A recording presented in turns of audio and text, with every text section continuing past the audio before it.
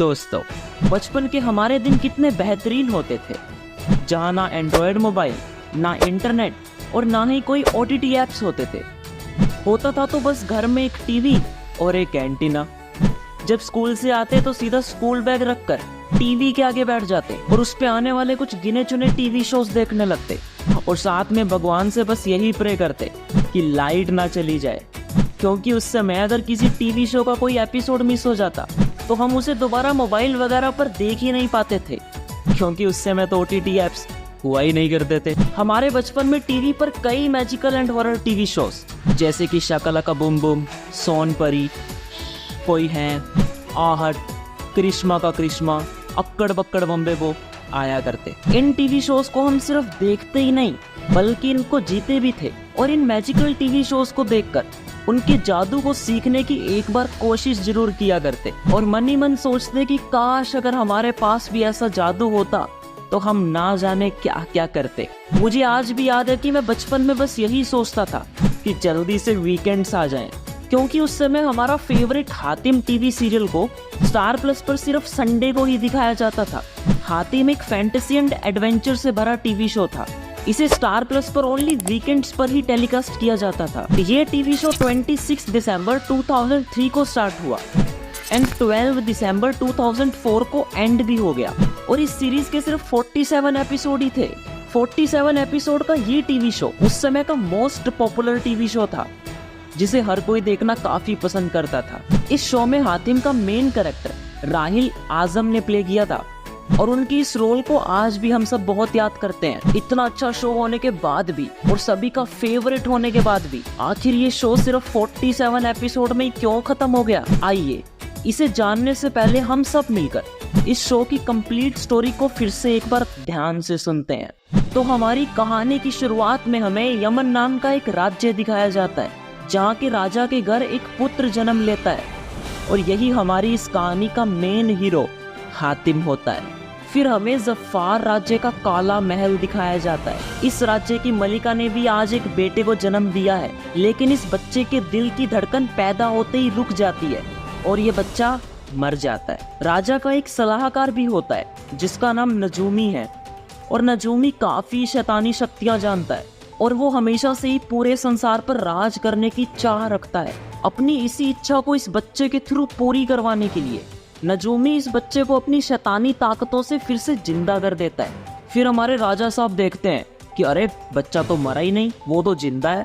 ये देखकर वो बहुत खुश होते हैं, लेकिन तभी उनके पास एक फकीर आते हैं और वो भविष्यवाणी करते हैं कि ये बच्चा इस दुनिया के लिए अच्छा नहीं है और ये जिंदा रहा तो इस दुनिया से अच्छाई को ही खत्म कर देगा, क्योंकि ये बच्चा शैतानी शक्तियों से बना है और इस बच्चे का मर जाना ही उचित होगा। फकीर राजा को समझाते हैं कि आपको इस बच्चे को मारकर इसका दिल जलाना होगा ताकि दुनिया में अच्छाई हमेशा कायम रहे। राजा साहब बड़ी मुश्किल से अपने दिल पर पत्थर रखकर अपने सलाहकार नजूमी को कहते हैं कि इस बच्चे को मारकर इसका दिल निकाल लाओ, लेकिन नजूमी तो भाई पूरी दुनिया पर राज करना चाहता था इस बच्चे के थ्रू।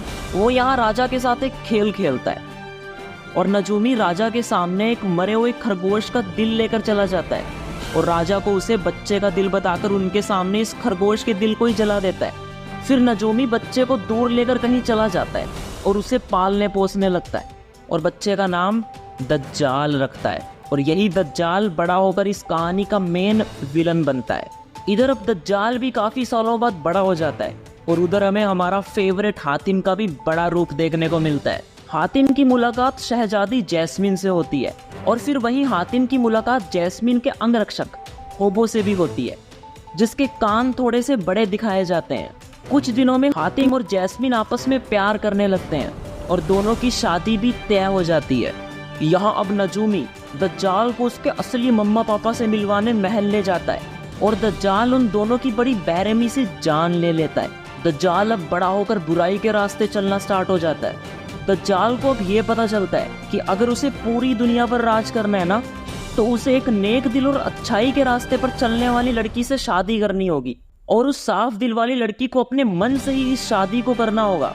यानी दज्जाल उसके साथ शादी के लिए कोई जोर जबरदस्ती नहीं कर सकता है। कुछ समय बाद दज्जाल को ऐसी लड़की मिल जाती है जो कि राजकुमारी है और इसका नाम सुनैना है। दज्जाल उसके पास शादी का प्रपोजल लेकर जाता है, लेकिन सुनैना उसे साफ मना कर देती है।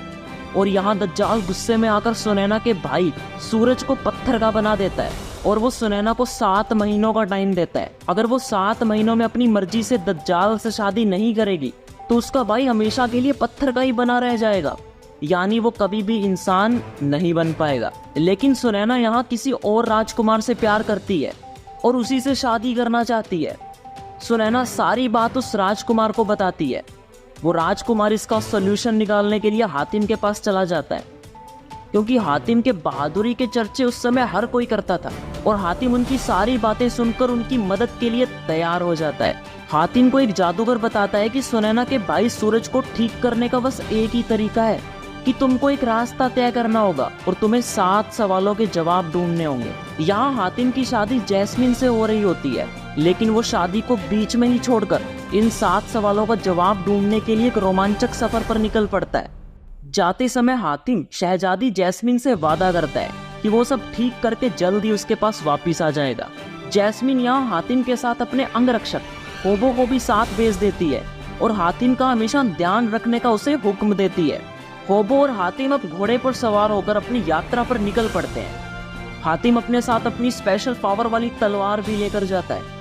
स्टार्टिंग के दिनों में तो होबो हमेशा हातिम को वापिस घर चलो बस यही कहता रहता है, लेकिन कुछ दिनों बाद होबो एंड हातिम की काफी अच्छी दोस्ती हो जाती है और वो दोनों 7 सवालों का जवाब ढूंढने के दौरान काफी खतरनाक राक्षसों से लड़ाई भी करते हैं, यानी उनकी यात्रा काफी मजेदार होती है।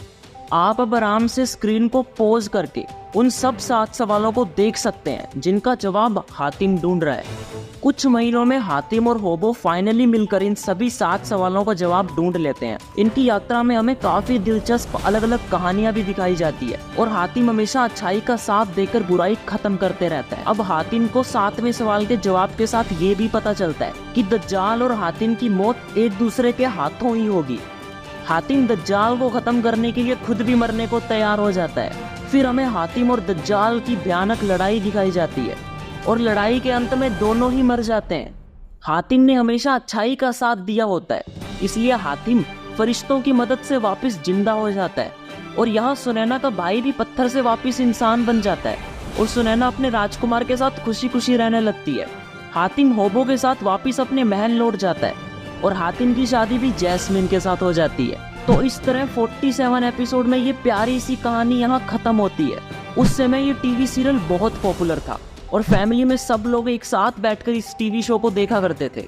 इस शो के ग्राफिक्स एंड वीएफएक्स भी उस समय के बाकी सभी शो से काफी अच्छे हुआ करते थे और इस शो का बजट भी काफी हाई था। स्टोरी लाइन के खत्म होने से इस टीवी शो को 1 साल बाद यानी 12 नवंबर 2004 में बंद कर दिया गया। इस शो के इतने पॉपुलर होने की वजह से इसका रीटेलीकास्ट हंगामा, डिज्नी, स्टार उत्सव जैसे टीवी चैनल्स पर भी किया गया। कुछ सालों पहले इस शो का रीमेक लाइफ ओके पर टेलीकास्ट किया गया विद न्यू स्टार कास्ट, लेकिन वो इतना पॉपुलर नहीं हो पाया। वो कहते हैं ना कि ओल्ड इज गोल्ड। तो दोस्तों, आपको आज की ये वीडियो और हातिम शो की कहानी कैसी लगी हमें कमेंट सेक्शन में जरूर बताइए। मिलते हैं नेक्स्ट वीडियो में एक नई कहानी के साथ, तब तक के लिए धन्यवाद।